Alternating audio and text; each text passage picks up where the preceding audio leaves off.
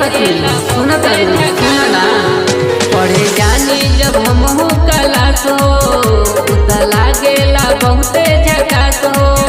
कहीं राज के बात बनी बहुत दे रात कहीं काट न जाओ हम नौआ। हौवे जमरान के बेटौआ सखी रे हौवे जमरान के बेटौआ। हौवे जमरान के बेटौआ सखी रे हौवे जमरान के बेटौआ।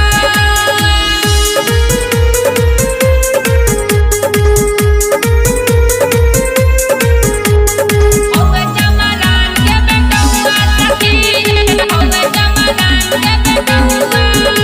सबके बाल खड़ा पढ़ावे पहाड़ा बुलेटवा पचड़ के उआवे लहो। सतिया पन लेके आवे गो के देके पीछे बैठा के घुमावे लहो।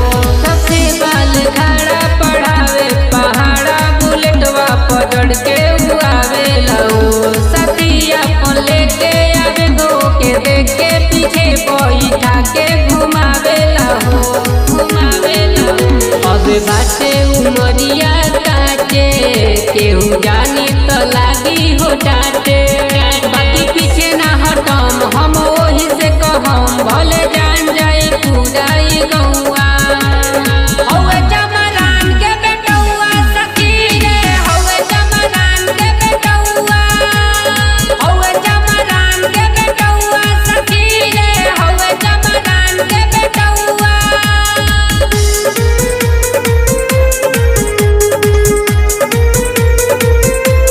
हौवे जमरान के बेटौआ सखी रे हौवे जमरान के बेटौआ।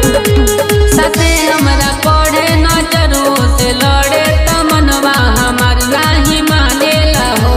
हवे हमर जन हो बनी परसन हो करी प्यार वो से न जाने लहो।